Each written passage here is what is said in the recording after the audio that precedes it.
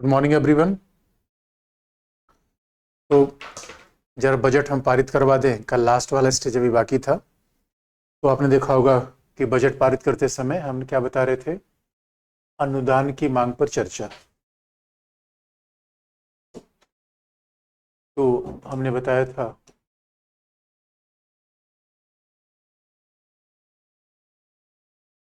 अनुदान की मांग पर चर्चा,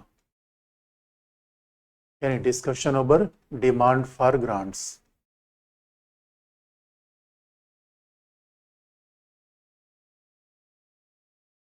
ओवर डिमांड फॉर ग्रांट्स। तो अनुदान की मांग पर चर्चा, तो आप याद रखो, चर्चा का मतलब है कि पार्लियामेंट में आएगा, पार्लियामेंट में अपोजिशन भी है, अपोजिशन पर सवाल उठाएगा कैसे इतना पैसा खर्च कर दिया। जैसे आप घर पैसा खर्च करते हो तो आपका छोटा भाई बहन जरूर सवाल उठाएगा कि भैया ने इतना पैसा खर्च कैसे कर दिया। वैसे पार्लियामेंट चलती है। तो हमारे यहाँ जब अनुदान की मांग पे चर्चा होती है तो अनुदान की मांग कौन लाता है? डिपार्टमेंट। जो गवर्नमेंट के डिपार्टमेंट है they will come with demand for grants. तो गवर्नमेंट के डिपार्टमेंट डिमांड फॉर ग्रांट्स लाते हैं। और अपोजिशन क्या लाता है? कटौती प्रस्ताव। विपक्ष क्या लाता है? अपोजिशन। तो आप जानते हो राहुल भैया क्या लाएंगे? कटौती प्रस्ताव। और सारे मिनिस्टर्स अनुदान की मांग को लेकर आएंगे। और आप देखते हो अनुदान की मांग पे जब चर्चा होगी तो चर्चा का शेड्यूल तय होता है, क्योंकि आप याद रखो 31 मार्च तक हमें बजट पारित करना है। इसलिए कहा जाता है कि अब 31 मार्च तक बजट पारित करना है तो स्पीकर क्या करता है? सभी के टाइम को एलोकेट कर देता है। तो अब स्पीकर कहेगा भाई कि डिफेंस रक्षा मंत्रालय, मान लो कि एग्जाम्पल लें, तो स्पीकर कहेगा रक्षा मंत्रालय के डिमांड फॉर ग्रांट पर डिस्कशन कब होगा? 10 मार्च को। एक हमने टेंटेटिव डेट ले लिया। और मिनिस्ट्री ऑफ डिफेंस, और मान लो कि मिनिस्ट्री ऑफ एजुकेशन, शिक्षा मंत्रालय की डिमांड फॉर ग्रांट्स पर डिस्कशन कब होगा? 12 मार्च। ऐसे सब शेड्यूल बन जाता है। 31 मार्च तक किसी भी तरीके से ये डिमांड डिमांड फॉर ग्रांट्स पारित होना चाहिए। तो पहली बात यह है शेड्यूल में काम होता है पार्लियामेंट का। और जब ऑर्डिनरी लॉ मेकिंग होती है शेड्यूल नहीं होता, क्योंकि किसी भी तरीके से हमें पार्लियामेंट पार्लियामेंट तो बजट पारित करेगी, उसका स्पेसिफिक टाइम होना चाहिए 31 मार्च। और अब देखोगे अपोजिशन क्या लाता है? कटौती प्रस्ताव। अपोजिशन लाएगा कटौती प्रस्ताव, लेकिन आप याद रखो ये कटौती प्रस्ताव कट मोशन, स्वाभाविक रूप में गवर्नमेंट के लोग तो लाएंगे नहीं। अपोजिशन का मतलब है अपोजिशन मेंबर ऑफ पार्लियामेंट कटौती प्रस्ताव लाएंगे। और कटौती प्रस्ताव में कटौती कितने प्रकार की होती है? 3 प्रकार की। पहला पॉलिसी कट, नीति निर्मोदन कटौती। दोस्तों पॉलिसी कट बड़ा खतरनाक होता है, क्योंकि ये बात आप हमेशा याद रखना, पार्लियामेंट का काम पॉलिसी का निर्माण करना नहीं है। पार्लियामेंट का काम मूलतः क्या है? Law making. तो नॉर्मली पार्लियामेंट पॉलिसी पे कमेंट नहीं करती, सेपरेशन ऑफ पावर है। और ये सेपरेशन ऑफ पावर हर जगह दिखेगा। पॉलिसी मेकिंग एग्जीक्यूटिव काम है, लॉ मेकिंग पार्लियामेंट काम है। अब मान लो लॉ मेकिंग पार्लियामेंट ने कर दिया, तो पॉलिसी मेकिंग, पॉलिसी कट का मतलब एक्सपेंडिचर। और पॉलिसी कट की बात अगर पार्लियामेंट कर रही है इसका मतलब है समथिंग इज वेरी सीरियस, कोई बहुत बड़ी बात है। तभी तो पार्लियामेंट को यहाँ पे कहने की बात आई। देखो पॉलिसी कट कैसे होता है बच्चों के, मान लो कि जब हमारी पॉलिसी खराब होगी तो एक्सपेंडिचर फालतू का रहेगा ही रहेगा। पॉलिसी का एक्सपेंडिचर से रिलेशन है, इसीलिए पार्लियामेंट को पॉलिसी पे भी कमेंट करना होता है। नॉर्मली वो करती नहीं, पॉलिसी तो एग्जीक्यूटिव वाला काम है। आप जानते हो क्यों ऐसी बात पड़ गई कि उसको पॉलिसी पर आना पड़ा? तो बड़ा सीरियस इशू है। इसका मतलब ऐसे आप समझो कि पॉलिसी कट की आवश्यकता क्यों होती है, नीतिगत कटौती की आवश्यकता पड़ती क्यों है?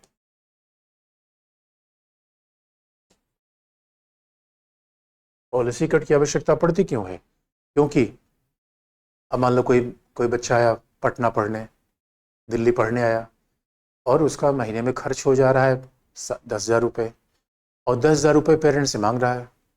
लेकिन अचानक उसको बता दिया कि अरे भाई तुम यूपीएससी की प्रिपरेशन करने आए हो, तो ये छोटे से घर में खोपचे में रह रहे हो, अब तुम पूरा बंगला ले लो पहले, बंगला ले लो, सोफा रखो, फर्नीचर रखो, टीवी, फ्रिज, जैसा का आईएएस ऑफिसर के जैसा का आईएएस ऑफिसर के पास रहता है वो सारे रखो।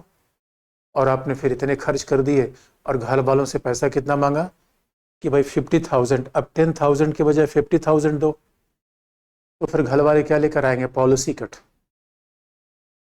इसका मतलब है आपकी पॉलिसी खराब है। अरे मेरे बच्चों, स्टूडेंट लाइफ में सोफा रखोगे, सब कुछ रखोगे, ये पॉलिसी खराब है, खराब पॉलिसी है। अब आप कोई बच्चा जो प्रिपरेशन कर रहा है दिल्ली में, अब क्या सोचे, ना ना, अब तो मैं मौर्य शेरेटन से ब्रेकफास्ट मंगाऊंगा, 5 स्टार होटल से मंगाऊंगा। अब मैं टिफिन नहीं लगवाऊंगा, बच्चों आईएएस ऑफिसर बनना है तो वैसा खाना पीना भी तो होना चाहिए। इसीलिए ये पॉलिसी का मामला है बच्चों। तो हमारे पास पैसा किसका? टैक्स पेयर का। हमारे पास पैसा टैक्स पेयर का है और टैक्स पेयर के पैसे की मनमानी खर्च की जाए तो फिर पार्लियामेंट क्या लाएगी? Policy cut. Parliament policy cut लाएगी। और पॉलिसी कट का मतलब है पार्लियामेंट ये कह देगी कि मान लो कि रक्षा मंत्रालय ने ये अनुदान की मांग की है।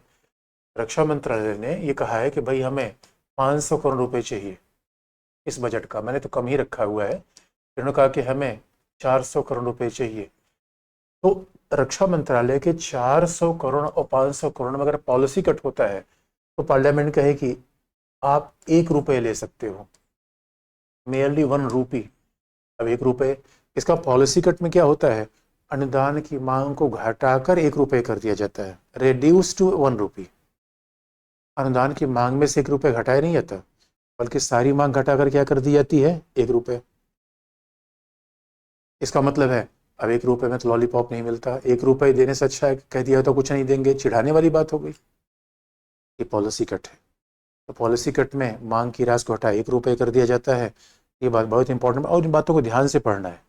अगर ऑब्जेक्टिव एग्जाम इनको मैच कर देता है कौन से कट में कितने रुपए कटौती होती है। बाकी मेंस के लिए क्या इंपॉर्टेंट होगा? मेंस के लिए, मेंस के लिए पॉलिसी कट, कटौती प्रस्ताव, ये सब इंपॉर्टेंट नहीं है।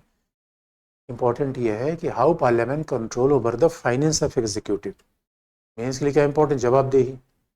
तो ये 1 रुपये कट हो जाता है, जिससे यानी रक्षा मंत्रालय 500 करोड़ रुपए मांग रहा है और पार्लियामेंट क्या करे? 1 रुपये लोगे, इसका मतलब चिढ़ाने वाली बात है, पॉलिसी कट। लेकिन आप कहोगे सर पॉलिसी कट पारित हो जाता है। बच्चों, कट मोशन कभी पार्लियामेंट से विपक्ष पारित नहीं करा पाता, क्योंकि रूलिंग पार्टी की मेजोरिटी हमेशा पार्लियामेंट में है और पार्लियामेंट में रूलिंग पार्टी की मेजोरिटी है तो कभी कट मोशन लाया नहीं जा पाएगा। तब तो कट मोशन कभी नहीं लाया जा पाएगा।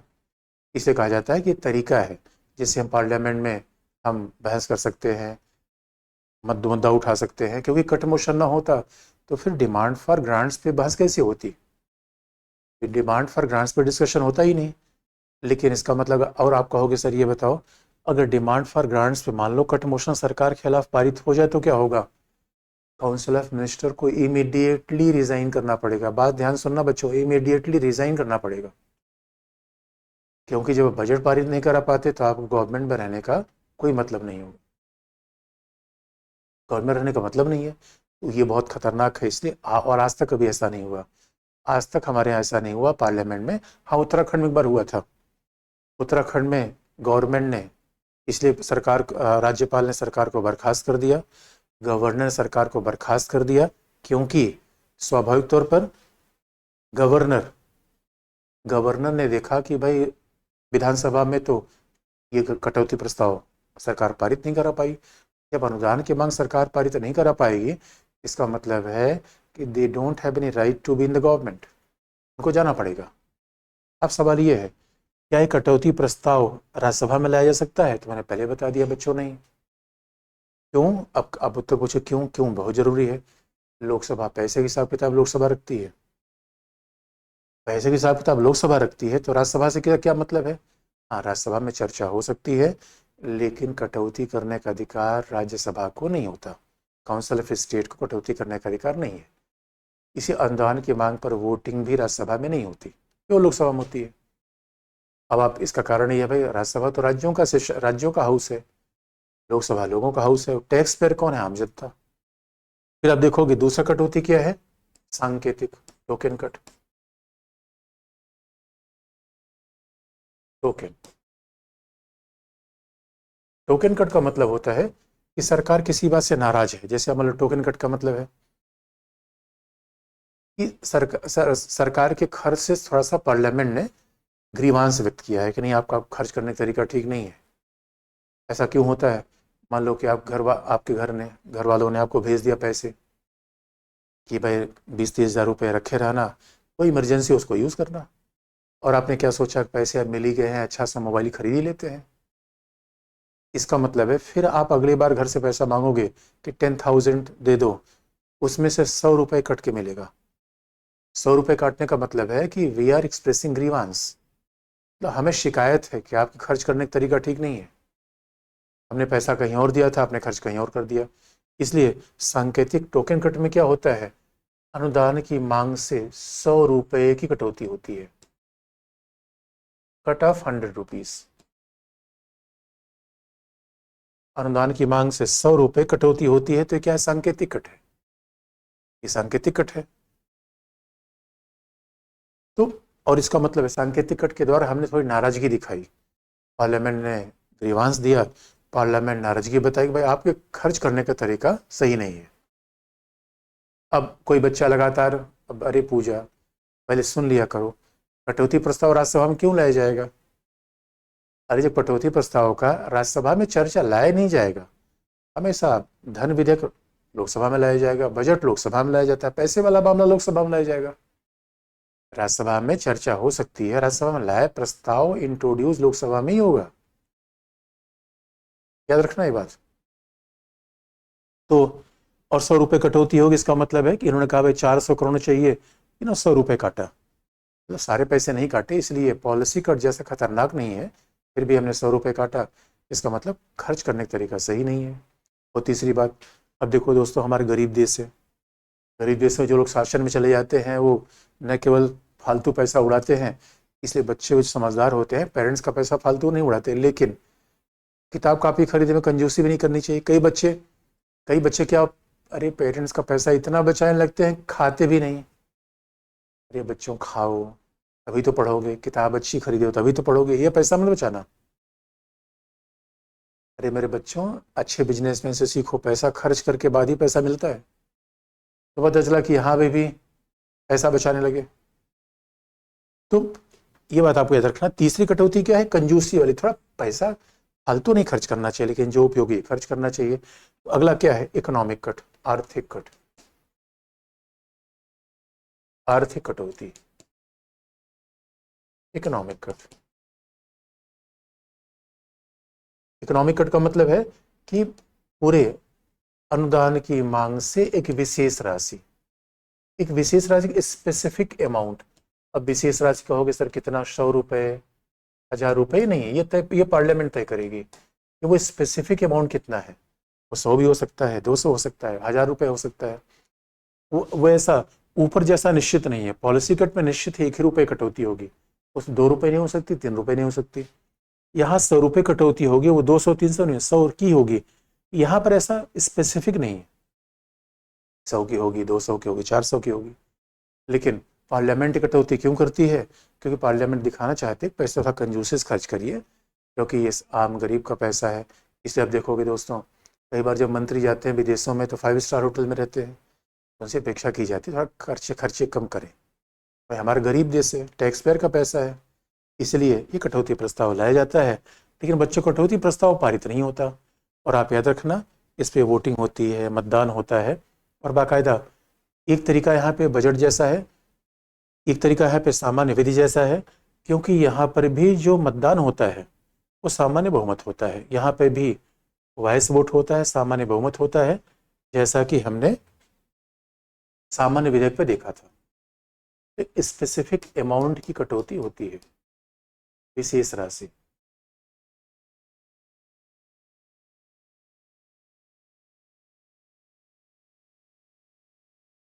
अब देखिए, ये कटौती के प्रस्ताव के 3 प्रकार हो गए। अब मान लो इसे पारित हो गया तो लास्ट वाली पॉइंट और ही बता दें। अब जानते हो हमारी पार्लियामेंट की बैठक अभी देखो होने वाली है, और याद रखना 2024 का इलेक्शन भी नज़दीक है। ये लेम डक पार्लियामेंट है, ये गूंगी भरी है, क्योंकि आखिरी है। अब आखिरी हंगामा खूब होगा। अब आप जरा सोच के देखो, अगर इस पूरे कटौती प्रस्ताव पर अगर चर्चा नहीं हो पाई तो फिर पार्लियामेंट का एग्जीक्यूटिव पे कंट्रोल रहता ही नहीं। इसी बात ध्यान में रखना दोस्तों। ब्रिटेन की संसद से हम सीखें, वहाँ पे चर्चा होती है कि भाई मेंबर ऑफ पार्लियामेंट को ऐसा व्यवहार नहीं करना चाहिए जैसे ऐसा हो जाए कि सड़क और संसद में कोई फर्क ही नहीं है। अरे बच्चों, सड़क और संसद में फर्क होना चाहिए। इसे ब्रिटेन में आप देखोगे, एक मेंबर ऑफ पार्लियामेंट कोई बात कहने उठेगा, दूसरा बैठ जाएगा। हमारे यहाँ ऐसा नहीं है, हमारे सब साथ बोलने लगेंगे, स्पीकर के मेज पे चढ़ जाएंगे। तो दोस्तों, ये तो अलोकतांत्रिक व्यवहार है, अनपार्लियामेंट्री बिहेवियर है, ये यहाँ भी होगा। अब सवाल है कि अगर कार्यपालिका पर कंट्रोल रखना है तो इन सब पे चर्चा खूब होनी चाहिए, लेकिन अब चर्चा कैसे होगी? हुड़दंग हो जाएगा। और अब ये देखना यही होगा, केवल हुड़दंग होगी तो होता क्या है, हमारे यहाँ अनुदान की मांग पे संसद में चर्चा हो ही नहीं पाती। आप कहोगे सर ये बताओ, संसद में अनुदान की मांग पे चर्चा ना हो पाए, बहुत गंभीर बात है बच्चों। जरा सोच के देखो, फिर पार्लियामेंट का कंट्रोल गवर्नमेंट पे क्या होगा? तो गवर्नमेंट जो चाहे करने लगी इसका। लेकिन आप कहोगे सर मान लो कि अब देखो 10 मार्च को मान लो कि डिफेंस मिनिस्ट्री के अनुदान की मांग पे चर्चा की बात है। अब उसके बाद फिर 12 मार्च को शिक्षा मंत्रालय के अनुदान की मांग पे चर्चा की मांग है। लेकिन अब 10 मार्च 12 मार्च को सदन में हंगामा हो गया। तो मैं आप याद रखना, क्योंकि हमारे यहाँ 50 के मंत्रालय हैं, 50 डिपार्टमेंट मंत्रालय हैं। अब इनके लिए दूसरा हमारे पास कोई शेड्यूल नहीं है, क्योंकि जिस दिन स्पीकर ने बजट सेशन को आरंभ किया उस दिन मतलब फरवरी से लेकर 31 मार्च तक बिल्कुल काम निश्चित है। अब सैटरडे संडे वैसे पार्लियामेंट नहीं चलता, तो काउंट कर लो आप, बजट पारित करने में लगभग 50 दिन लगते हैं। 50 मंत्रालय है, एक एक मंत्रालय के अनुदान की मांग पर एक दिन भी डिबेट करेंगे तो हमें फिर 50 दिन लग जाएगा। इसलिए अगर इस दिन हंगामा हो गया, और अगर आप कहोगे सर 10 दिन हंगामा हो गया तो जो होना तय है आप देख लेना भी ऐसा होगा। अगर 10 दिन हंगामा हो गया तो आप समझिए कि 10 दिन में 10 मंत्रालयों के अनुदान की मांग पर चर्चा नहीं हो पाई। तो चर्चा नहीं हो पाएगी, नो डिस्कशन हो पाएगा, तब क्या होगा? आप कहोगे सर 31 मार्च तक बजट पारित ही करवाना है, इसका तो विकल्प है नहीं। इसलिए बच्चों, तो उसके बाद क्या होगा? उसके बाद सरकार क्या करेगी? गिलोटिन ले लेगी। अगर ऐसा हो गया इसे, तो गिलोटिन लेगी। गिलोटिन का मतलब है,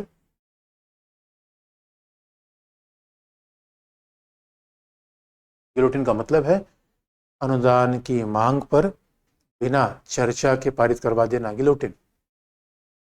अनुदान की मांग को बिना चर्चा के पारित करवा देना, ये क्या है? गिलोटिन।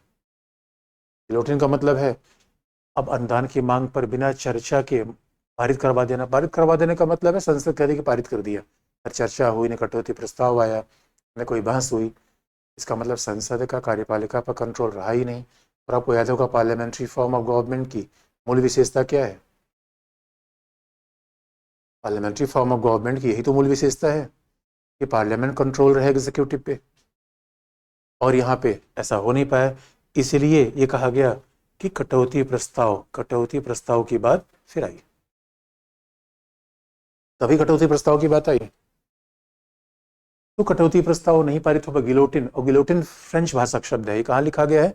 आप कहोगे सर गिलोटिन कहाँ लिखा गया? संविधान में नहीं बच्चों, ये बात ध्यान सुनने की है। ऑब्जेक्टिव एग्जाम के लिए सब बड़ी जरूरी होता है कि गिलोटिन का कभी उल्लेख संविधान में नहीं लिखा गया है। That is mention in the rules of Lok Sabha नियमों में लिखा गया है। और गिलोटिन फ्रेंच भाषा का शब्द है। गिलोटिन का मतलब है कि जहां पर बिना मतदान के, गिलोटिन का मतलब है फ्रांस में लोगों को पहले डेथ पेनल्टी देने के लिए, सजा मौत देने के लिए एक ऐसी मशीन होती थी जहां गला धाड़ काटती थी। तो कोई किसी काम को जल्दी जल्दी करने के लिए, डेथ पेनल्टी को जल्दी देने के लिए, अब किसी को रस्सी पर हैंग करो तो समय लगता है, उसके लिए मशीन होती थी, फट से गले को सर से अलग कर देती थी। इसे गिलोटिन शब्द का मतलब है किसी काम को शीघ्रता से करने के लिए, स्पीडली करने के लिए, जल्दी करने के लिए जिस तरीके का प्रयोग किया जाएगा उसे हम क्या कहते हैं? गिलोटिन। उसी को ही गिलोटिन का नाम दिया जाता है, उसे हम गिलोटिन के रूप में जानते हैं। सॉरी। तो ये है गिलोटिन। तो गिलोटिन लेना यानी एक शब्द में क्या, गिलोटिन का मतलब है कि बिना बजट पर चर्चा के, बिना अनुदान की मांग पर स्वाभाविक रूप में बिना चर्चा को उसे पारित करा लेना, यही है गिलोटिन। अब जरा देखो, अब उसके बाद क्या होगा, बजट में और क्या बाकी बचा, कटौती प्रस्ताव आ गया। अब कटौती प्रस्ताव अनुदान की मांग पर चर्चा हो गई, पारित हो गया। और आप जानते हो भारत की संचित निधि पर भारी व्यय पर कटौती प्रस्ताव नहीं आएगा। अब एक बार चर्चा हो गई, पारित हो गया, अब क्या होगा, अब उसके बाद होगा, अनुदान की मांग पारित हो गई, अब उसके बाद लाया जाएगा विनियोग विधेयक, एप्रोप्रिएशन बिल। अगला स्टेज हमने पहले आपको बता दिया है, अगला लाया जाएगा विनियोग विधेयक, एप्रोप्रिएशन बिल।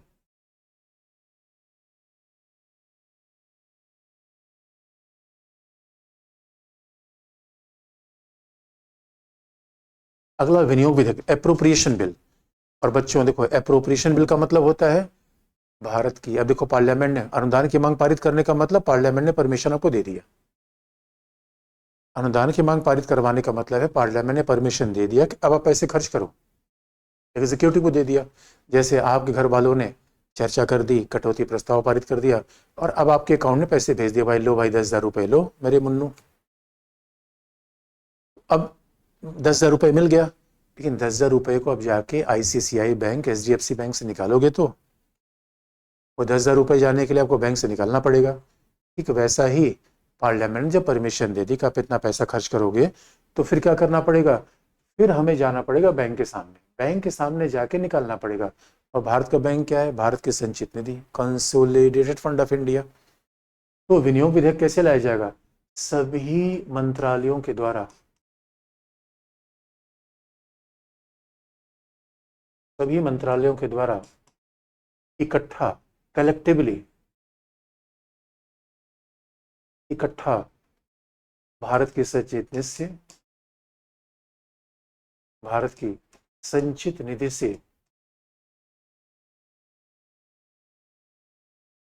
राशि निकालने के लिए विनियोग विधेयक लाया जाएगा।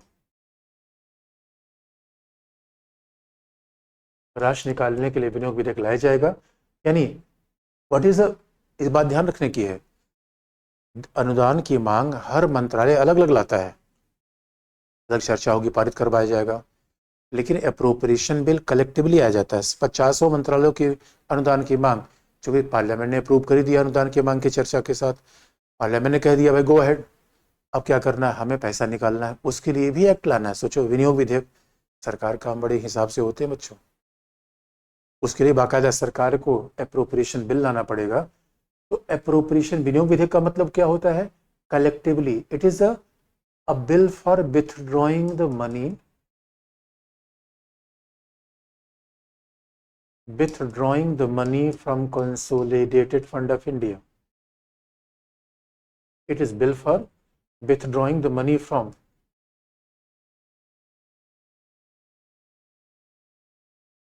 consolidated fund of India.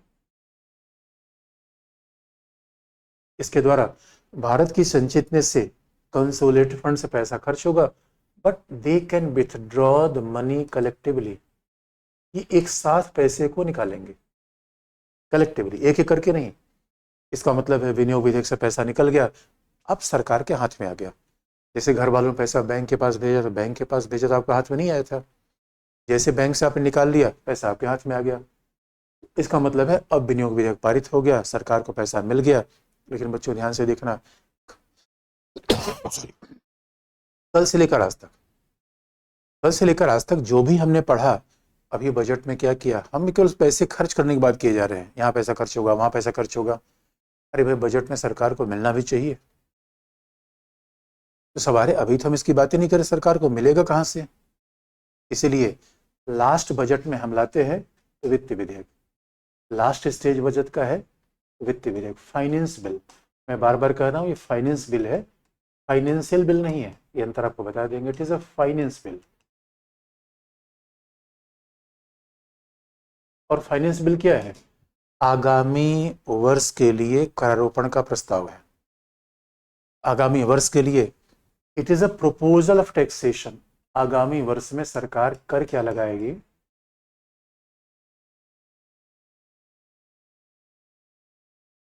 के लिए करारोपण का प्रस्ताव है। It is a proposal. It is a proposal for the imposition, levying of taxation for the next financial year. Proposal for imposing the taxation or levying the taxes for next financial year.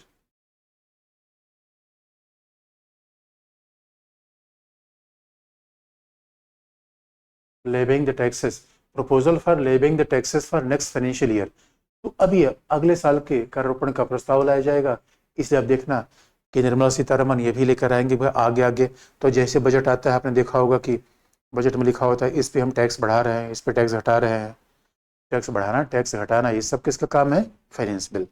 और जैसे finance bill पारित हो गया, ये financial bill नहीं है, वित्तीय विधेयक नहीं है, अभी वो अंतर मैं आपको बता दूंगा। वैसे बजट पारित हो गया। अब सवाल है, बजट पारित हो जाएगा तो राज्यसभा को भेजा जाएगा और राज्यसभा क्या करेगी?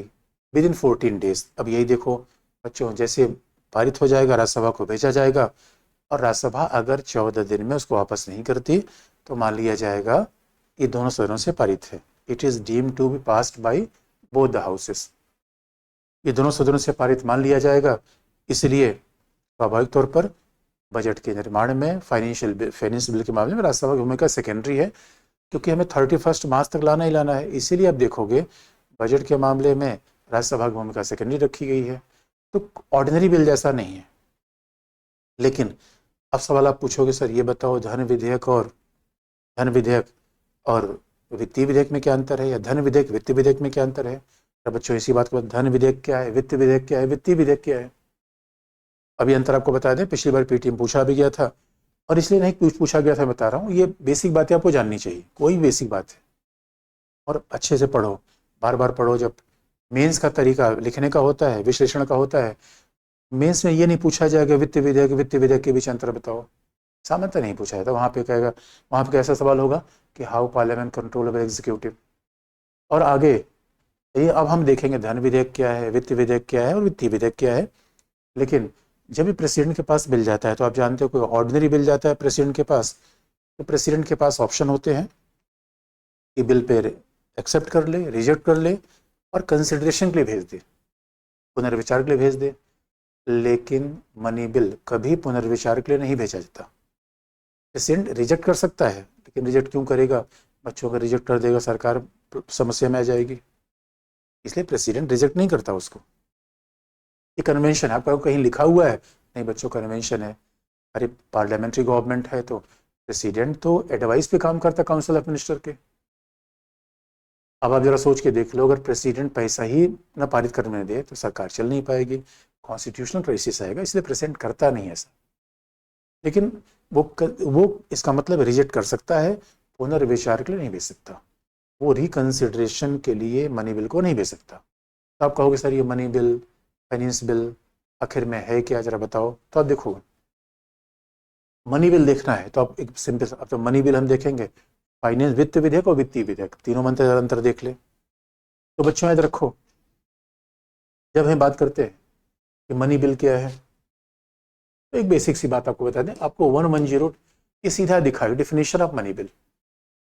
तो जहाँ पे अगर हमें लिखा हुआ है बात, तो बिल्कुल हमें बहुत प्रॉब्लम की जरूरत ही नहीं है। आर्टिकल 110 मनी बिल की बात की गई है और मनी बिल में लिखा गया फॉर पर्पस। अब बहुत सिंपल सी बात है। अरे दोस्तों, मनी का मतलब निधि, निधि का मतलब पैसा, पैसा मतलब रुपया। इसका मतलब है मनी का मतलब किससे होगा? अब जरा सोचो, ऑर्डिनरी बिल होगा तो कहीं प्रशासन से, कहीं जेल के रिफॉर्म से। मनी बिल का मतलब क्या होगा? या तो पैसे से होगा, और पैसा कैसे लेंगे? टैक्स से। या तो उधारी से होगा, बोरोइंग से होगा। या तो आपको मनी बिल 3 गुल्लक से होगा, consolidated fund, contingency fund, public account. अरे जब हम बिल की बात कर रहे हैं, मनी बिल की बात कर रहे हैं, 3 से तो रिलेशन होगा इसका। इसका मतलब या तो टैक्सेशन से होगा। अरे मनी बिल का मतलब नाम से दिख रहा है, जहाँ पैसे की बात होगी। तो पैसे की बात कहाँ है? जहाँ 3 गुल्लक की बात है। कंसोलिडेटेड फंड, संचित निधि, लोक लेखा निधि, आकस्मिक निधि, इससे समझ हो लगा। और कहीं से जापान से पैसा ले रहे हैं, मेट्रो अब Ahmedabad Mumbai high speed train चलाने के लिए हमने जापान से पैसा लिया, वो किसका पार्ट होगा? वो स्वाभाविक रूप में मनी बिल का पार्ट होगा। कंसोलिडेटेड फंड में पैसा जा रहा है, पब्लिक अकाउंट है, ये सारे पैसे हमारे पास आ जाते हैं।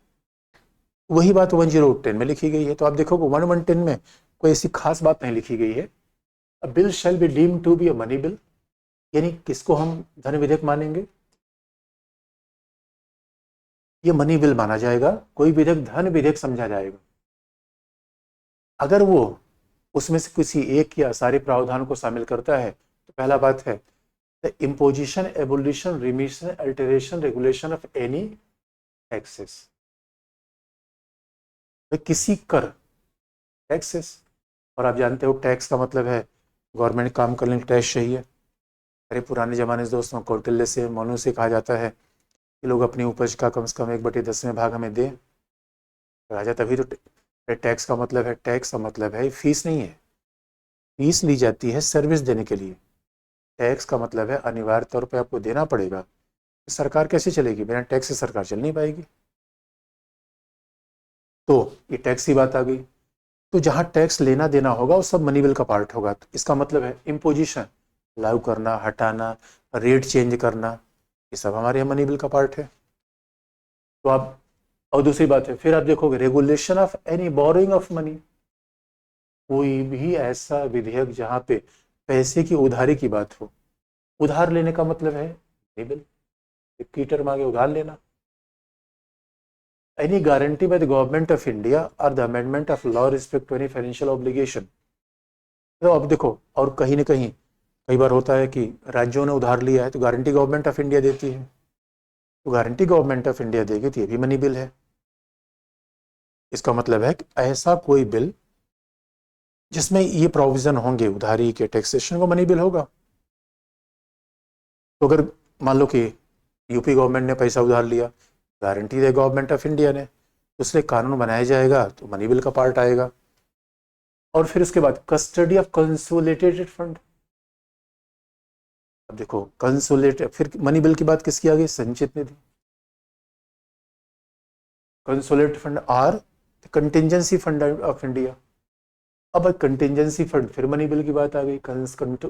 तो कोई मामला हो जहां पे हम पैसा निकाल रहे हैं कंसोलिडेटेड फंड से, और उसके बाद क्या है? कंटिजेंसी फंड है। उसके बाद फिर क्या है? आप देखोगे पब्लिक अकाउंट है, कंसोलिडेटेड फंड और पब्लिक अकाउंट। कोई भी ऐसा पैसा जो पब्लिक अकाउंट से निकाल रहे हैं, डाल रहे हैं, कंसोलिडेटेड फंड की बात कर रहे हैं, कंटिजेंसी फंड की बात कर रहे हैं, या किसी भी और व्यय को भारत की संचित निधि पर किया गया कोई व्यय बढ़ा रहे हैं, तभी किसका पार्ट होगा? धन विधेयक का पार्ट होगा। लेकिन यही बात आपको ध्यान रखने की है। देखो पब्लिक अकाउंट, यहाँ किसकी बात की गई है? लोक लेखा। तीनों आ गए, संचित निधि भी आ गई, आकस्मिक निधि आ गई, लोक लेखा। सबकी रक्षा संबंध करने कोई प्रावधान होगा वो धन विधेयक का पार्ट आएगा, मनी बिल का पार्ट आएगा। और आप देखोगे और कहीं भी खास बात है, लास्ट में 112 में ये एक बात और लिखी गई कि देखो कई बार हमारे यहाँ बड़ा, जैसे हमारे यहाँ आधार बिल में था ऐसा, कई बार ऐसा होता है कि बिल में पैसे का मामला है और दूसरा मामला भी है, तो इसको कैसे तय किया जाए? केवल पैसे का ही मामला है, मनी बिल के रूप में कैसे सर्टिफाई किया जाए, इसकी प्रॉब्लम है। इसीलिए हमारे यहाँ 110 में लास्ट में बात कही गई है कि who will determine about the nature of money bill? Speaker. अंतिमतः स्पीकर ही तय करेगा कि मनी बिल है या नहीं है। स्पीकर, बात ध्यान रखने की, स्पीकर का एडिशनल पावर है, राज्यसभा का चेयरपर्सन नहीं। स्पीकर स्टैंप कर देगा कि मनी बिल है, तो फाइनल अथॉरिटी मनी बिल की इसी बात से रखी जाएगी कि उसको स्पीकर ने सर्टिफाई किया है कि नहीं। इसे आप देखोगे कि speaker, it shall be endorsed on every money bill transmitted to council of state, यानी जैसे ही ये मनी बिल किसके पास भेज जाएगा? राज्यसभा के पास, उसके पहले बाकायदा स्पीकर का उस पर स्टैंप होना चाहिए। स्पीकर लिख देगा, साइन कर देगा मनी बिल, इसका मतलब राज्यसभा उसको रोक नहीं सकती। राज्यसभा 14 दिन के भीतर से वापस करे और नहीं वापस करेगी तो स्वाभाविक रूप में नहीं वापस करेगी तो पारित हो जाएगा। तो राज्यसभा भूमिका सेकेंडरी होती है। और दूसरी बात कि मनी बिल ट्रांसमेटिक, और जब इसको राष्ट्रपति के सामने रखा जाएगा तो भी स्वाभाविक रूप में ये लिखा रहेगा कि उसके ऊपर ये मनी बिल है। जब राष्ट्रपति के सामने लाया जाएगा तभी लिखा रहेगा मनी बिल है। ये बात मनी बिल की हो गई। इसी बात को लिखना हो तो हम कैसे लिखेंगे? अब देखो, इसी बात को मैं अंतर करना हो तो बेसिक बात, अगर मनी बिल ये है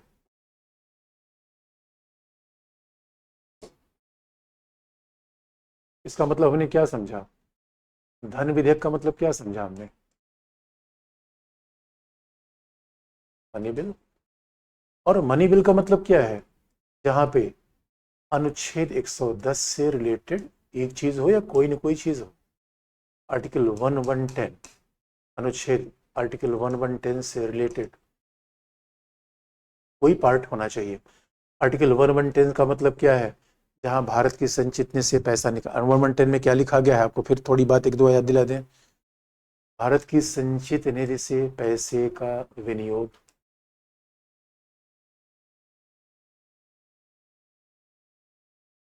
संचित निधि से राशि का विनियोग, एप्रोप्रिएशन ऑफ, भारत की संचित निधि से राशि का विनियोग, appropriation of money from consolidated fund of India.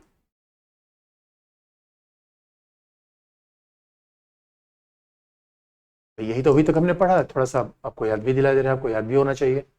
From consolidated fund of India.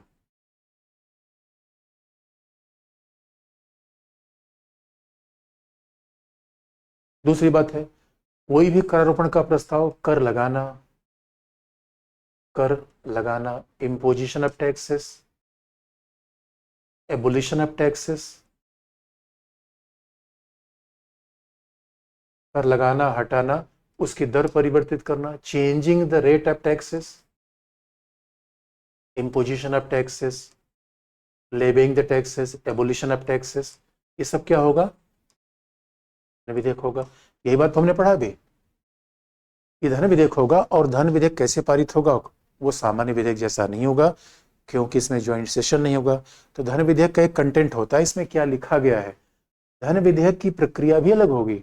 धन विधेयक पारित करने की प्रोसीजर कैसा होगा? वो सामान्य विधेयक जैसा नहीं होगा, क्योंकि इसमें ज्वाइंट सेशन नहीं हो सकता। इसमें राज्यसभा की सेकेंडरी रोल है। धन विधेयक पारित करने की प्रक्रिया अलग है। लेकिन जब आप दोस्तों कहो तो what is a finance bill, वित्त विधेयक क्या है?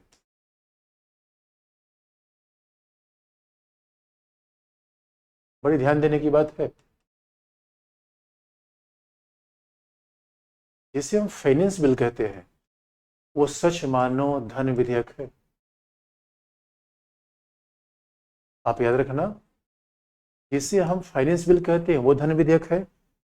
जिससे हम यदि money bill is equal to finance bill, बात को ध्यान दिला दें, it is not a financial bill. बात ध्यान रखना, it is not a financial bill, finance bill. और फाइनेंस बिल आपने क्या देखा था? जहां भी फाइनेंस बिल का मतलब क्या है? जहां भी कर लगाने का प्रस्ताव हो, कर हटाने का प्रस्ताव हो, abolition of taxes, imposition of taxes, alteration of rates of taxes,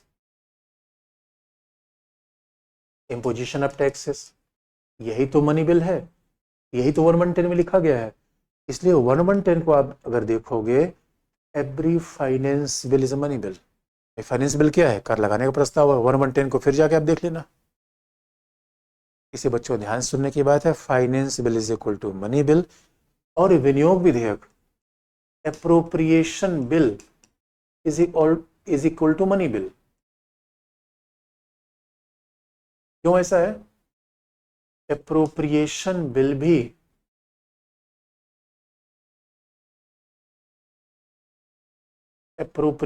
bill भी मनी बिल है। ऐसा क्यों है? आप देख लो 1110 के हिसाब से। 1110 इसलिए मैंने आपको बता दिया, भारत की संचित निधि से विनियोग, एक्सपेंडिचर मनी बिल है। यहाँ भी भारत के संचित से पैसा निकाला जाएगा, मनी बिल है, 1/10 में लिखा हुआ है। अब इसी को हम क्या कहते हैं, फाइनेंस बिल कह देते हैं। इसी को हम कहते हैं विनियोग विधेयक, क्योंकि विनियोग विधेयक एप्रोप्रिएशन बिल शब्द का प्रयोग, बिल नहीं है, एप्रोप्रिएशन तो शब्द का वहां पे है, बिल तो हमारे यहाँ पार्लियामेंट में लाया जाता है, लोकसभा रूल्स में है, इसीलिए appropriation bill, money bill is equal to finance bill. Money bill is equal to, यानी मनी बिल का मतलब क्या हो गया, मनी बिल कह लो, आप धन विधेयक कह लो, या इसे फाइनेंस बिल कह लो, या इसे एप्रोप्रिएशन बिल कह लो, एक बात है। और कंफ्यूजन नहीं होना चाहिए बच्चों, कंफ्यूजन क्यों नहीं होना चाहिए, क्योंकि ये सारी बातें 1/10 में लिखी गई। वित्त विधेयक का मतलब टैक्स लगाना हटाना, ये बात 110 में लिखी गई है, तो वित्त विधेयक is equal to money bill. अब सवाल फिर फाइनेंशियल बिल क्या है, तो हमेशा, और आप अगर उसमें कोई कंफ्यूजन हो तो आप देखो, मैं फिर आपको 1/10 आपके सामने लिखा हुआ है, कि हम फिर दिखा सकते हैं, 1/10 आपके सामने है, आप इसको फिर चेक कर लो। तो 1/10 में लिखा गया है, किसी भाई धन विधेयक क्या है, टैक्स लगाना हटाना, और फाइनेंस बिल में यही तो लाया जाता है लास्ट में, टैक्स लगाना फाइनेंस बिल का पार्ट है। बजट का अंतिम पार्ट मैंने क्या बताया, फाइनेंस बिल, और फाइनेंस बिल में है टैक्स लगाना हटाना, हो तो 110 का पार्ट है, मनी बिल हो गया। फिर आप कहोगे, और देख तो 1/10 में आपके सामने लिखा हुआ है, भारत की संचित निधि से विनियोग, भारत की संचित निधि से पैसा निकालना, ये विनियोग विधेयक हो गया, लोकसभा रूल्स में विनियोग विधेयक का नाम है, लेकिन 1/10 के हिसाब से तो मनी बिल हो गया ये, क्योंकि 1/10 में लिखा गया है दोनों चीजें, इसलिए ये मनी बिल है। तो finance bill is equal to money bill. अब आप जरा देखो, अब सवाल है फिर वित्तीय विधेयक क्या है, फाइनेंशियल बिल क्या है।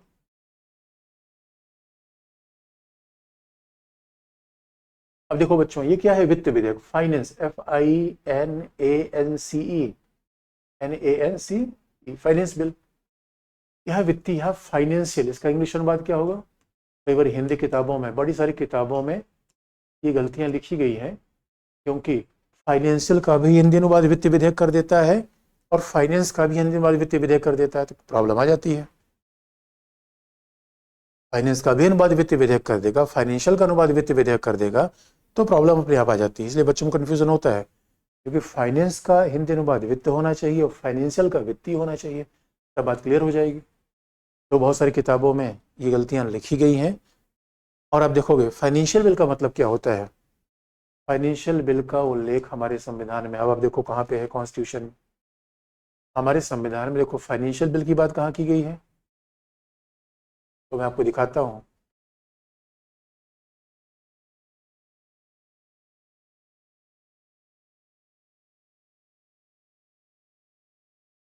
One one 17। अब आप देखोगे इसमें भी एक कंफ्यूजन आपको दिखेगा, 117 special provision to financial bill. अब देखो, special provision to the financial bill, यहां लिखा है फाइनेंशियल, यहां अनुवाद क्या कर दिया है, वित्त। अब ये बच्चों में कई बार कंफ्यूजन होता है, अब सोचो कई बार कंफ्यूजन हो जाता है, तो आप याद रखना जो बात इंग्लिश में लिखी गई है उसको मानक माना जाएगा। अब जरा सोच के देखो कि यहाँ पे लिखा है वित्त, तो वहां लिखा फाइनेंशियल, तो फाइनेंशियल बिल क्या है, bill are amendment making provision for any matter specific in clause 1 of article 1102। अब देखो, recommendation and bill making provision shall not be introduced in council of state provided that no recommendation shall be required under this clause for moving any amendment or making reduction abolition of any tax। अब देखोगे ये बात है, और उसके अलावा क्या लिखा गया है, और फाइनेंशियल बिल का मतलब है, अब ये बात आपको लिखी गई कि वित्तीय विधेयक में क्या चीजें हैं, वित्तीय विधेयक में वित्त विधेयक में क्या चीजें हैं, सॉरी वित्तीय विधेयक में, bill are amendment not deemed to be make provision for any matters, कोई विधेयक या संशोधन विषयों में से किसी के लिए उपबंध करने वाला केवल इस कारण से नहीं समझा जाएगा कि, अथवा इस कारण से नहीं समझा जाएगा कि परिवर्तन करता है, जब तक विधेयक पर सदन से राष्ट्रपति ने सिफारिश न की हो। इसका मतलब है इसके लिए राष्ट्रपति पहले रिकमेंडेशन करता है। अब इसलिए आप देखोगे दोस्तों कि यहाँ पे 117 में चीज़ें बदल जाती हैं, बाकी तो प्रक्रिया की बात आती है। अब अगर इसको हम देखें, अब आप हम इसको कैसे फिर देखें कि वित्तीय विधेयक में क्या होगा। वित्तीय विधेयक में दो चीज़ें होंगी। पहला, कोई एक विषय, मतलब अगर विधेयक आ रहा है, कोई एक विषय अनुच्छेद 110 से जुड़ा हुआ होना चाहिए। इसका मतलब कोई एक विषय धन विधेयक का पार्ट होना चाहिए। 110 से जुड़ा होना चाहिए का मतलब है that should be attach with money bill. Money bill कह लो, वित्त विधेयक कह लो, एक विषय अनुच्छेद 110 या धन विधेयक से जुड़ा हुआ होना चाहिए।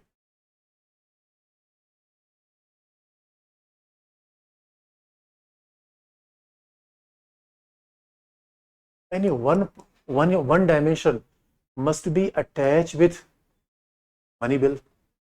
इसका मतलब किसी विधेयक में अब एक डायमेंशन का मतलब है या तो उसमें पैसे की, भारत की संचय जैसे विनियोग की बीच बात की जाए, या टैक्सेशन की बात की जाए, या उधार की बात की जाए, कंसोलिडेटेड फंड की बात की जाए, वही तो एक विषय है, जैसा कि आधार अधिनियम में किया गया था। लेकिन केवल वही विषय नहीं होना चाहिए, फिर आप ये तो हो जाएगा, फिर तो धन विषय जैसा, धन विधेयक जैसा हो जाएगा। वित्तीय कैसे होगा, इसमें दूसरा विषय होना चाहिए, कोई अन्य विषय भी होना चाहिए 110 के अलावा, any other entry apart from 110, अन्य विषय भी होना चाहिए। अन्य विषय का मतलब एनी अदर प्रोविजंस।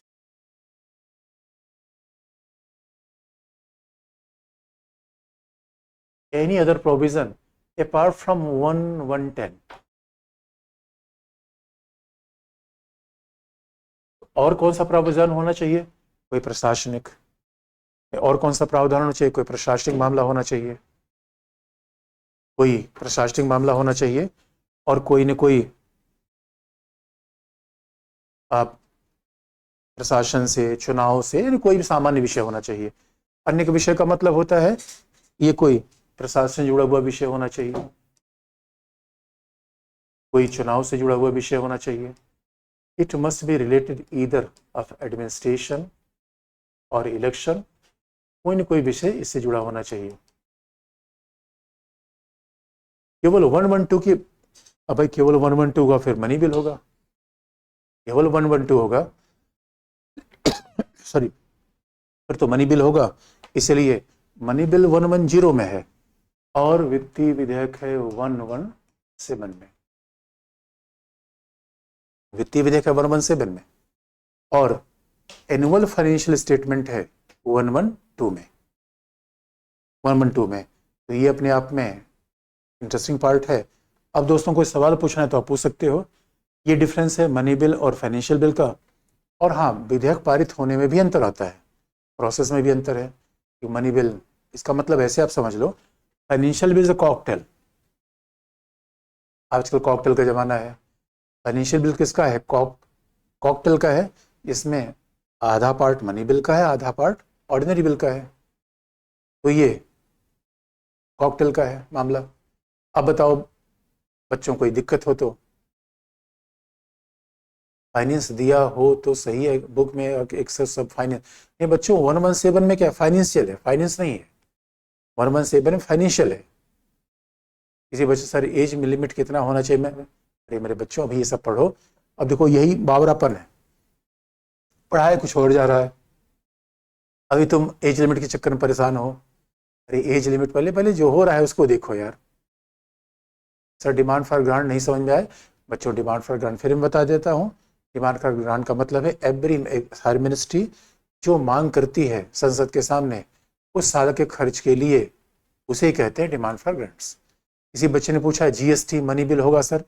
अब देखो जीएसटी में अगर कोई प्रशासन की बात आ जाएगी, मान लो कि एडमिनिस्ट्रेटिव रिफॉर्म की बात हो जाएगी, जीएसटी में वोटिंग की बात आ जाएगी, राज्यों की हिस्सेदारी की बात आ जाएगी, तो वो नॉन मनी बिल है, नॉन मनी बिल है।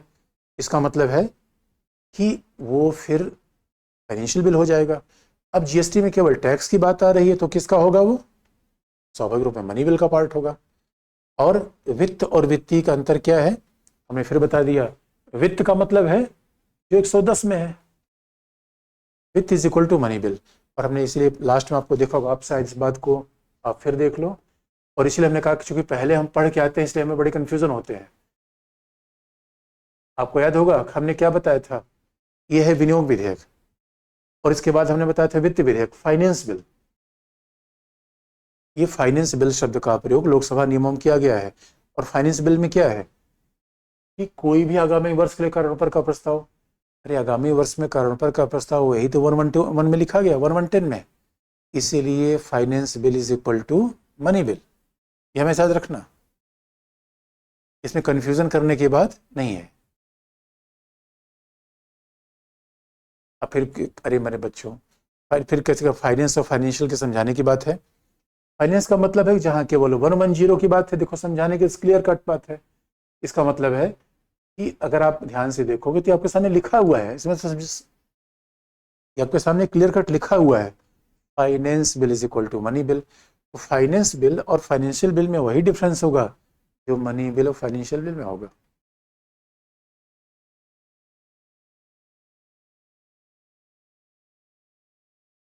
किसी ने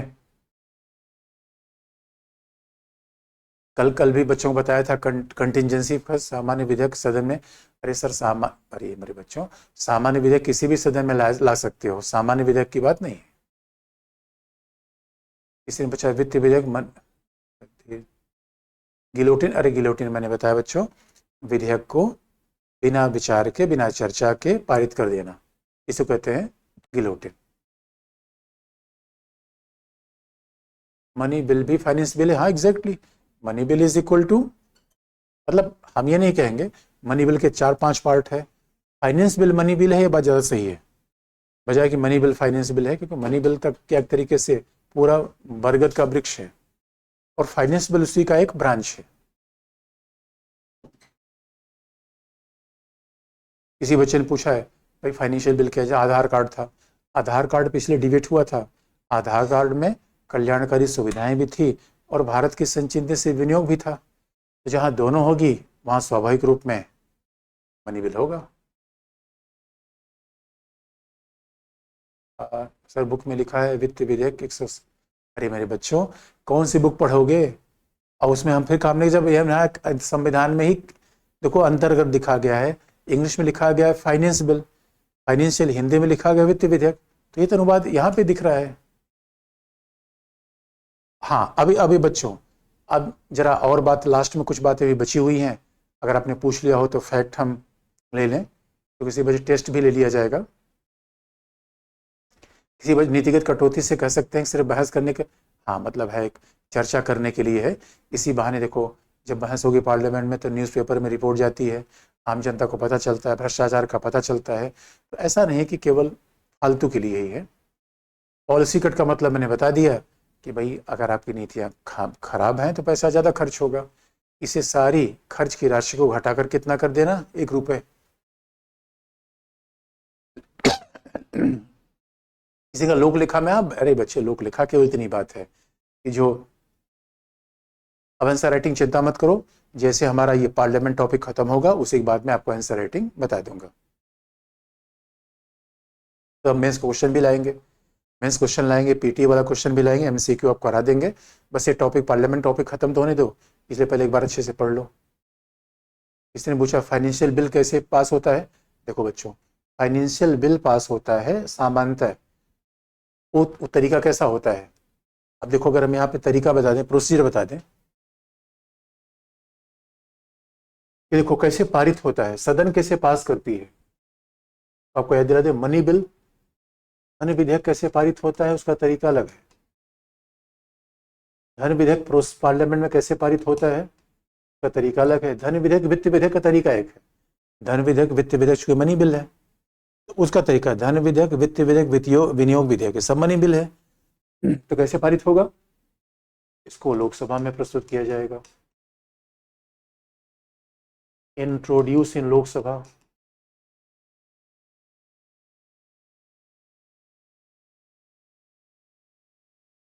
दूसरा, राष्ट्रपति की पूर्व अनुशंसा होगी, राष्ट्रपति की अनुशंसा आवश्यक है। यानी प्रस्तुत करने से पहले president must recommend the bill, recommendation of president. और फिर तीसरा, राज्यसभा केवल 14 दिन की तरफ होगी, नहीं संयुक्त बैठक नहीं होगी, नो ज्वाइंट सेशन, क्योंकि राज्यसभा की भूमिका सेकेंडरी है और राज्यसभा इसमें कोई संशोधन नहीं कर सकती, और संशोधन करेगी हुई तो मानना न मानना लोकसभा की जिम्मेदारी है। और इसमें क्या होगा कि राष्ट्रपति पुनर्विचार के लिए नहीं भेज सकता, इसको राष्ट्रपति पुनर्विचार के लिए नहीं भेजेगा।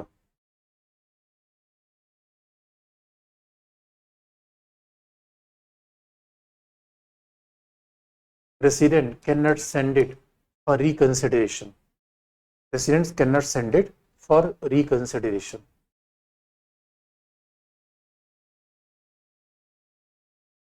ये पुनर्विचार के लिए नहीं भेजेगा। अब ये हो गया मनी बिल। अब आप देखोगे फिर वित्तीय विधेयक कैसे पारित होता है, ये मनी बिल, भाई मनी बिल फाइनेंस बिल लिखित हो गया, इसलिए मनी बिल। और आप देखोगे एक सामान्य विधेयक कैसे पारित होता है, वो अलग तरीका है। अब सामान्य विधेयक कैसे पारित होता है, मनी बिल तो ऐसे पारित होता है, सामान्य विधेयक ऑर्डिनरी बिल कैसे पारित होता है, और दोनों में एक साथ है, दोनों में सिंपल मेजोरिटी चाहिए। ये सामान्य विधेयक क्या है, किसी भी सदन में प्रस्तुत हो जाए, इंट्रोड्यूस इन एनी हाउस, किसी भी सदन में प्रस्तुत हो जाएगा। दूसरी, राष्ट्रपति की रिकमेंडेशन की आवश्यकता नहीं है, संयुक्त बैठक हो सकती है, there is a provision for joint sitting, संयुक्त बैठक हो सकती है। और तीसरा, राष्ट्रपति पुनर्विचार के लिए भेज सकता है, किसी विधेयक को राष्ट्रपति पुनर्विचार के लिए भेज सकता है। President can send it for reconsideration, राष्ट्रपति किसी विधेयक को पुनर्विचार के लिए भेज सकता है, संयुक्त बैठक होगी, संयुक्त बैठक होगी, किसी भी सदन में प्रस्तुत किया जा सकता है। इसका मतलब है कि ये सामान्य विधेयक है और दोनों में कॉमन बात है, सिंपल मेजॉरिटी होनी चाहिए। लेकिन लेकिन अब आप देखोगे वित्तीय विधेयक क्या है, ये कॉकटेल है। Financial bill is a combination. अब वित्तीय विधेयक क्या है, फाइनेंशियल बिल में आधा पार्ट जो फाइनेंशियल बिल को पास करने का, फाइनेंशियल फाइनेंस नहीं है, क्योंकि उन्होंने पहले बता दिया finance is equal to money bill. तो फाइनेंशियल बिल पास करने का आधा प्रोसीजर कैसा है, धन विधेयक जैसा। आधा प्रोसीजर कैसा है, सामान्य विधेयक जैसा। क्योंकि दोस्तों फाइनेंशियल बिल दो कैटेगरी के होते हैं। अब 117 में फाइनेंशियल बिल दो कैटेगरी के होते हैं, और दो कैटेगरी में पहला है जहां पे भारत की संचित निधि से, भारत की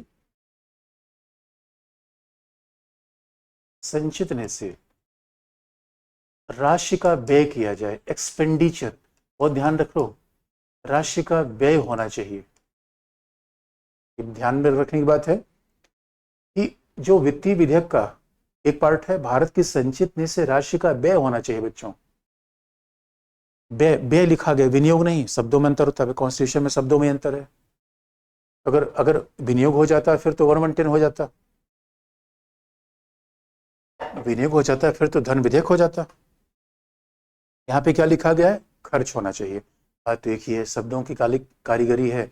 और आप जानते हो कि तो भारत की संचित निधि से राशि का व्यय, इसका मतलब है पहला वित्तीय विधेयक ऐसा है, और दूसरा वित्तीय विधेयक कैसा है कि 110 एक विषय धन विधेयक का हो प्लस कोई अन्य विषय। तो वित्तीय विधेयक के दो प्रकार हैं, 117 में वित्तीय विधेयक के दो प्रकार हैं। अब इनके पारित होने के भी तरीके अलग अलग हैं। इनमें आधा प्रोसीजर किसका लगता है, धन विधेयक का, आधा प्रोसीजर किसका लगता है, सामान्य विधेयक का। इसलिए आप देखोगे वित्तीय विधेयक के मामले में ज्वाइंट सेशन हो सकता है, वित्तीय विधेयक के मामले में राज्यसभा की भूमिका बराबर है।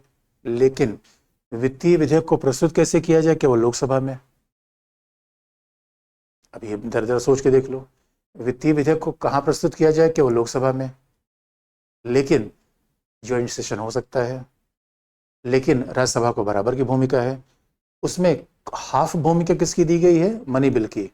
हाफ भूमिका किसकी दी गई है? सामान्य बिल की। ये फर्क है। तो इसका मतलब है कि अगर इस बात को बता दें कि वित्तीय विधेयक को प्रस्तुत कहाँ किया जाएगा? प्रस्तुत करने से पूर्व राष्ट्रपति की अनुमति चाहिए।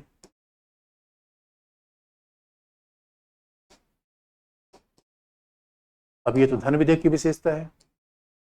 Need the recommendation president before the introduction of bill, और दूसरा लोकसभा में प्रस्तुत होगा। ये धन विधेयक जैसा है, इंट्रोड्यूस लोकसभा, लेकिन सामान्य विधेयक जैसा कैसा है कि संयुक्त बैठक होगी, ज्वाइंट सेशन हो सकती है, और राज्यसभा की बराबर भूमिका है। राज्यसभा संशोधन कर सकती है, राज्यसभा इसे रिजेक्ट कर सकती है, राज्यसभा की समानांतर भूमिका है। इसलिए जो वित्तीय विधेयक होता है वो क्या कॉकटेल है, कंटेंट के मामले में और प्रोसीजर के मामले में भी, कंटेंट के मामले में और प्रोसीजर के मामले में भी।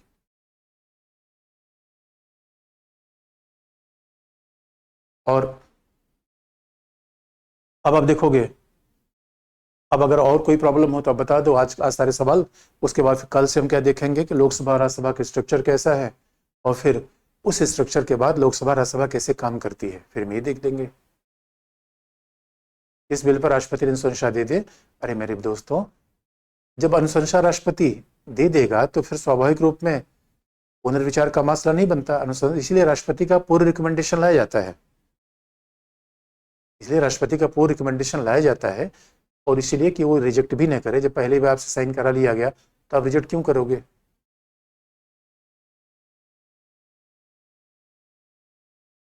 अरे किसी बजट आंतरिक, अरे आंतरिक बजट दोस्तों संविधान में कोई इसकी बात नहीं है। वो तो आंतरिक बजट का मतलब है प्रशासन अपना चला सकता है। किसी बच्चे ने पूछा लेजिस्लेटिव काउंसिल का रोल, अरे लेजिस्लेटिव काउंसिल स्टेट में होता है बच्चों, यहाँ पे राज्यसभा की भूमिका है। अरे भाई लेजिस्लेटिव काउंसिल किसी अगर राज्यों में, अगर अच्छा पूछना, जब बिहार में लेजिस्लेटिव काउंसिल है, यूपी में है, महाराष्ट्र में, कर्नाटका में, तो वहाँ भी जब बजट भेजा जाता है वहाँ भी लेजिस्लेटिव काउंसिल इसे 14 दिन से ज़्यादा नहीं रोक पाएगी। तो लेजिस्लेटिव काउंसिल का रोल बिल्कुल वैसा है बजट के मामले में, धन विधेयक के मामले में, जैसा कि राज्यसभा का है।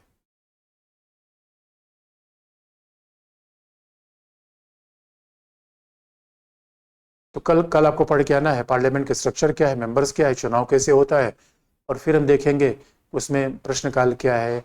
तो हम धीरे धीरे पार्लियामेंट को खात्मे की तरफ आगे बढ़ रहे हैं। तो फिर देखेंगे धन उसमें सरकार कैसे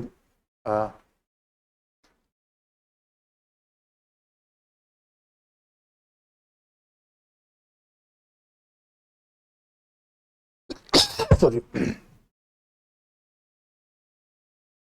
इसके लागू प्रेसिडेंट के हो सकता है प्रेसिडेंट। अच्छा किसी बच्चा फाइनेंशियल बिल 1 और 2 क्या है? अरे मेरे बच्चों, फाइनेंशियल बिल अब ऐसे कर सकते हो, फाइनेंशियल बिल 1 ये है, फाइनेंशियल बिल 2 ये है, यही ए और बी है। तो फाइनेंशियल बिल पहला है जिसमें 1/10 प्लस कोई और विषय हो। फाइनेंशियल बिल 2 प्लस क्या है? जिसमें भारत की संचित निश्चय व्यय की, एक्सपेंडिचर नॉट अप्रोप्रिएशन, शब्दों पर हमेशा ध्यान देते हैं, एक्सपेंडिचर। तो बेसिक बात को हमेशा ध्यान रखो। नया सरकार न्यू बजट लाएगी मार्च के बाद। अब देखो सवाल है कि अगर अभी तो सरकार क्या करेगी, अब उसके चक्कर मत पड़ो, अभी जो हो रहा है उसको देख लो। घोटाला का क्या होता है? करप्शन। अरे घोटाला का मतलब है करप्शन, करप्शन। इसे टोटल बिल कितने होते? अरे मेरे बच्चों, बिल की संख्या बहुत ज्यादा है, सरकार को जितनी जरूरत होती है वो बिल लाती रहेगी। बिल कोई लिमिटेशन नहीं है। वित्तीय विधेयक में राष्ट्रपति वीटो कर सकता है, हाँ बच्चों, वित्तीय विधेयक में कर सकता है, क्योंकि वित्तीय विधेयक में आधी चीजें सामान्य विधेयक जैसी आती हैं। लागू होने बाद क्या बजट में हाँ अरे भाई से बजट लागू होने के बाद सरकार संशोधन करती रहती है, क्योंकि बजट एक तरीके से उसमें पॉलिसी मेकिंग की बात ज्यादा होती है। ठीक है बच्चों, आज के लिए इतना ही। बच्चे लीडर घोटाला क्यों करता है? अरे मेरे बच्चों पढ़े पढ़ लो, नहीं तुम्हारे साथ भी घोटाला हो जाएगा। किसी बच्चे ने पूछा कुल कितने प्रकार के बिल होते हैं? मेरे बच्चों, सामान्य विधेयक होता है, धन विधेयक होता है, संशोधन विधेयक होता है। कुल कितने प्रकार के बिल है? अब देखो कुल कितने प्रकार के बिल होते हैं आपको मैं बता दूं। एक है ऑर्डिनरी बिल, सामान्य विधेयक। दूसरा है इस सामान्य विधेयक में संशोधन विधेयक, जैसे कि मान लो सिटीजनशिप अमेंडमेंट एक्ट क्या है? सामान्य विधेयक में ही संशोधन की बात मैं कर रहा हूं। मान लो कि सिटीजनशिप नागरिकता अधिनियम हमारे यहां पहले से है। अब नागरिकता अधिनियम में ही संशोधन किया जा रहा है 2019 में, तो क्या हो गया? नागरिकता संशोधन अधिनियम। उसके बाद अगला क्या है? उसका मतलब है और क्या है? विधेयक, धन विधेयक है, मनी बिल है। ये दोनों क्या है? ये दोनों है सामान्य विधेयक, ऑर्डिनरी बिल है। अब उसमें कोई संशोधन की बात हो, कोई नया बिल की बात हो, नया बिल हो, कोई संशोधन हो, सामान्य विधेयक ऑर्डिनरी बिल है। अगला क्या है? संविधान संशोधन विधेयक। संविधान कॉन्स्टिट्यूशनल अमेंडमेंट एक्ट। ये संविधान संशोधन विधेयक ऑर्डिनरी नहीं है बच्चों, ये विशेष है, क्योंकि इसमें से संशोधन का मतलब इसमें कोई न कोई अनुच्छेद, आर्टिकल चेंज किया जाएगा। किसी न किसी भाग को संविधान के 22 भाग में कोई एक भाग लाया जाएगा, 395 आर्टिकल्स में कोई चेंज किया जाएगा, अनुसूची में कोई चेंज किया जाएगा। ये होते हैं विधेयक के प्रकार। ये संविधान संशोधन विधेयक है। तो संविधान संशोधन विधेयक सामान्य विधेयक से अलग है। सामान्य विधेयक का संविधान से मतलब नहीं, आर्टिकल उसमें चेंज नहीं होगा। संविधान संशोधन विधेयक से आर्टिकल चेंज होता है। इसलिए बच्चों, इसलिए आप याद रखो, संविधान संशोधन विधेयक अपने आप में महत्वपूर्ण होता है, इसलिए इसमें विशेष बहुमत चाहिए, जो आगे आपको बता देंगे। इसमें भी ज्वाइंट सेशन नहीं होता। लेकिन इसमें ज्वाइंट सेशन क्यों नहीं होता? क्योंकि राज्यसभा की भी समानांतर भूमिका होनी चाहिए। आज के लिए इतना ही। नमस्कार।